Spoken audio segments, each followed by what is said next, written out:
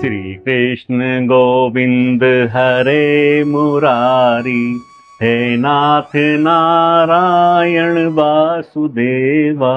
श्री कृष्ण गोविंद हरे मुरारी, हे नाथ नारायण वासुदेवा। मित्रों, धर्म की रक्षा के लिए और अधर्म का नाश करने के लिए भगवान श्री कृष्ण का जन्म पृथ्वी लोक पर हुआ।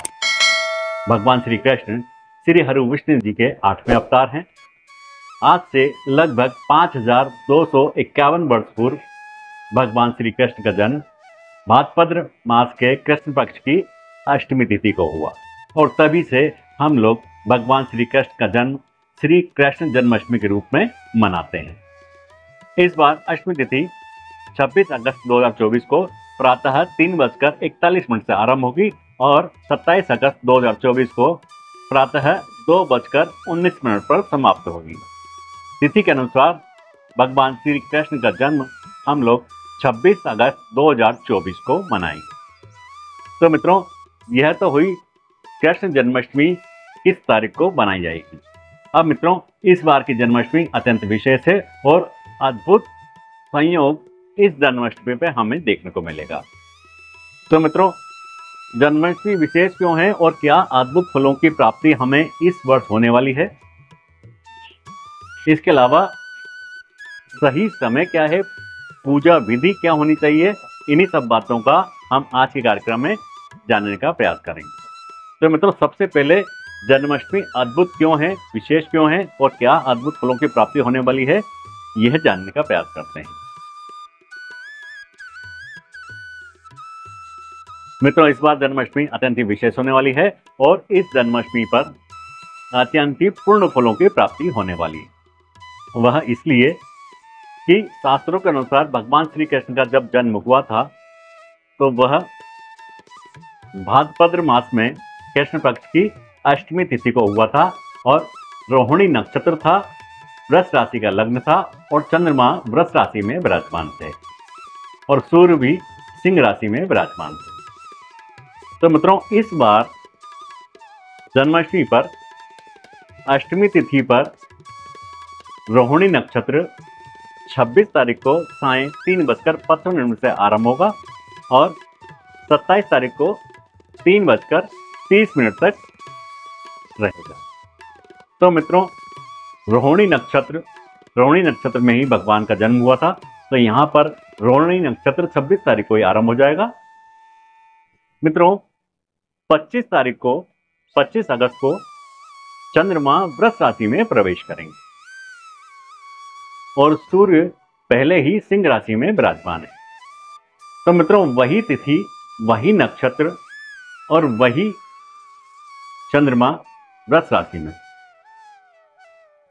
मित्रों, अद्भुत संयोग है और इसी संयोग को जयंती योग कहते हैं।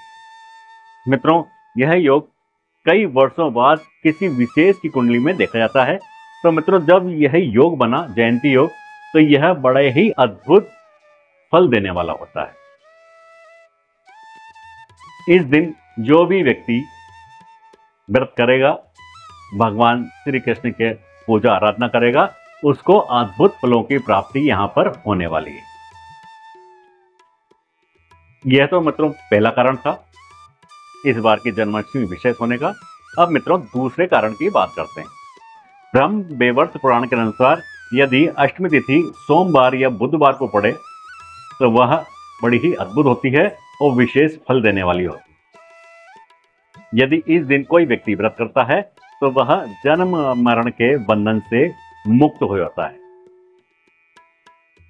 मित्रों, ऐसा ही कुछ पद्म पुराण के अंदर भी कहा गया कि पुनर्बुधवारेण सोमे नापी विशेषता कि पुनर्नवमी युक्ता कुल कोटयास्तु मोक्तिदार।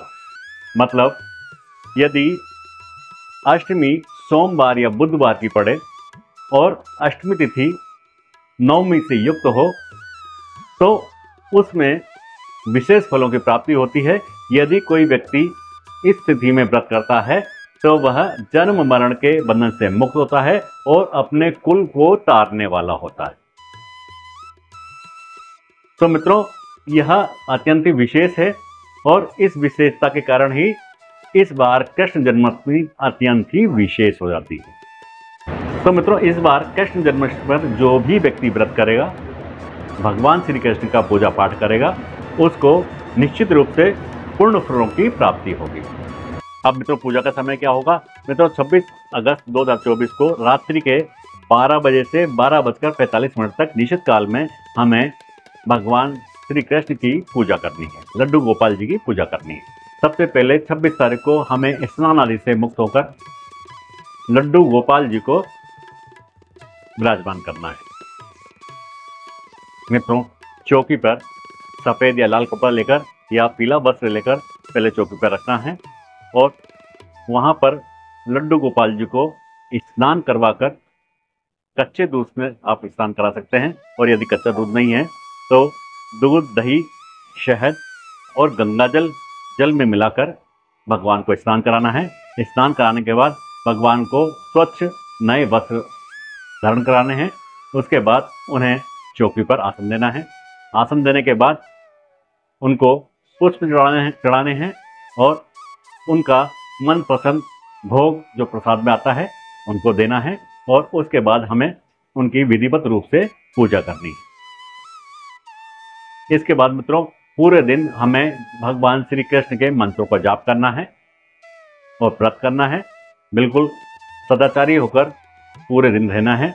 इसके बाद मित्रों, जब रात्रि में हम भगवान की पूजा करेंगे तो उसके लिए हमने पूजा विधि को 16 भागों में बांटा है, जिसे हम कहते हैं षोडशोपचार पूजा विधि। मित्रों, इसमें 16 चरणों में हम पूजा विधि को बांट देते हैं। 16 चरणों में हम मंत्रों का उच्चारण करते हुए भगवान की पूजा करते हैं। सबसे पहले भगवान का ध्यान करते हैं। तो पहले चरण में जो पहला चरण है वो ध्यान का चरण है। लड्डू गोपाल जी के सामने जाकर हम उनका ध्यान करते हैं और मंत्र का उच्चारण करते हैं। ओम श्री बालकृष्णाय नमः ध्यानात् ध्यानम समर्पयामि। इस मंत्र का जाप करते हुए हम उनका ध्यान करते हैं। अब मित्रों, हम भगवान का आह्वान करते हैं और उनको परिवार सहित आने का निमंत्रण देते हैं। श्री क्लीं कृष्णाय नमः ओम श्री बालकृष्णम आवाहयामि। अब मित्रों, भगवान को आसन देंगे। तो आसन देने के लिए मंत्र का जाप करेंगे। ओम श्री बालकृष्णाय नमः आसनम समर्पयामि। अब चौथा चरण पाद का है। मित्रों, भगवान के चरणों को धोने के लिए हम जल हाथ में लेंगे और मंत्र का आह्वान करेंगे। ओम श्री बालकृष्णाय नमः पादयो पादम समर्पयामि, और जल को उनके चरणों में छोड़ देंगे। इसके बाद हम अर्घ्य देंगे। उसके लिए हम जल को हाथ में लेंगे और ओम श्री बालकृष्णाय नमः अर्घ्यम समर्पयामि, और जल को उनके ऊपर छोड़ देंगे। यह उनके शीश का अभिषेक होता है। अब हम आचमन करेंगे। आचमन के लिए ओम श्री कृष्णाय नमः आचमनीय समर्पयामि, ये ऐसा कहते हुए उनका आचमन करेंगे। अब 7वें चरण में भगवान को स्नान कराएंगे। ओम श्री कृष्णाय नमः मलापकृत स्नानम समर्पयामि। इस मंत्र का जाप करते हुए भगवान को स्नान कराएंगे। पंचामृत से स्नान कराएंगे, गंगा जल से स्नान कराएंगे, कच्चे दूध से स्नान कराएंगे। उसके बाद भगवान को सुंदर स्वच्छ वस्त्र धारण करेंगे। ओम श्री कृष्णाय नमः वस्त्रम युग्मम समर्पयामि। अब 9वें चरण में भगवान को यज्ञोपवीत धारण कराएंगे। ओम श्री कृष्णाय नमः यज्ञोपवीतम समर्पयामि। इसके बाद भगवान को गंध अर्पित करेंगे। ओम श्री बालकृष्णाय नमः गंधम समर्पयामि। गंध, उनको जो सुगंध है उनको अर्पित करेंगे। अब इसके बाद आभरण और हस्तभूषण धारण कराएंगे। मित्रों, भगवान को आभूषण, मुकुट, माला, कुंडल, बांसुरी, मोरपंख इत्यादि भगवान को धारण कराएंगे। ओम श्री कृष्णाय नमः आभरणानि समर्पयामि। ओम श्री बालकृष्णाय नमः वस्त्रभूषणम समर्पयामि। इसके पश्चात नाना परिमल द्रव्य भगवान को अर्पित करेंगे और ओम श्री बालकृष्णाय नमः नाना परिमल द्रव्यम समर्पयामि। इस मंत्र का जाप करते हुए उनको नाना प्रकार के द्रव्य, सुगंधित द्रव्य उनको अर्पित करेंगे। अब भगवान को पुष्प अर्पित करेंगे और पुष्पों की माला भगवान को चढ़ाएंगे। ओम श्री बालकृष्णाय नमः पुष्पाणि समर्पयामि। इस मंत्र का जाप करते हुए भगवान को पुष्प अर्पित करना है।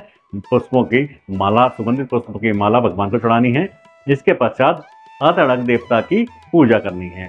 जो भगवान श्री कृष्ण के देवता हैं उनका आह्वान करना है, उनकी हमें पूजा करनी है। ओम श्री बालकृष्णाय नमः सर्वांगाणी पूजयामि।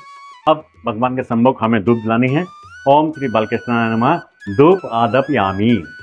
यह कहते हुए हम धूप जलाएंगे, दीप दान करेंगे। भगवान के सम्मुख देसी घी का हम दिया जलाएंगे। ओम श्री बालकृष्णाय नमः दीप दर्शयामि। यह कहते हुए हम वहाँ पर दीप प्रज्वलित करेंगे। इसके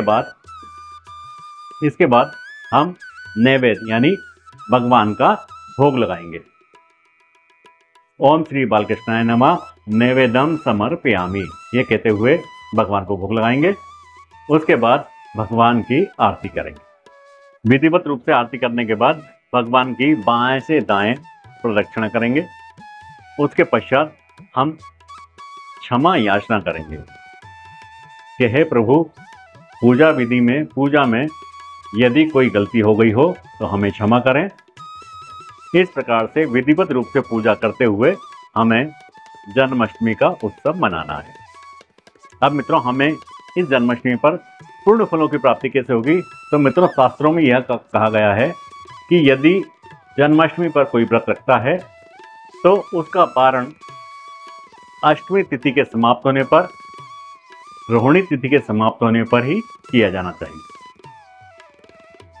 यदि उसके पहले ही व्रत का पारण हो जाता है तो उसके पूर्ण फलों का नाश हो जाता है। तो मित्रों, यदि हम व्रत रखते हैं तो उसका पारण 27 अगस्त 2024 को 4 बजे के बाद ही करना है। दोपहर 4 बजे के बाद ही करना है, यानी व्रत खोलना है, जिससे हमें जन्माष्टमी के पूर्ण फलों की पूरी प्राप्ति हो सके। तो मित्रों, ये था हमारा आज का विशेष कार्यक्रम। अगले कार्यक्रम में फिर एक विषय पर विस्तार से चर्चा करेंगे। तब तक के लिए मित्रों आगे दीजिए नमस्कार। जय श्री राम।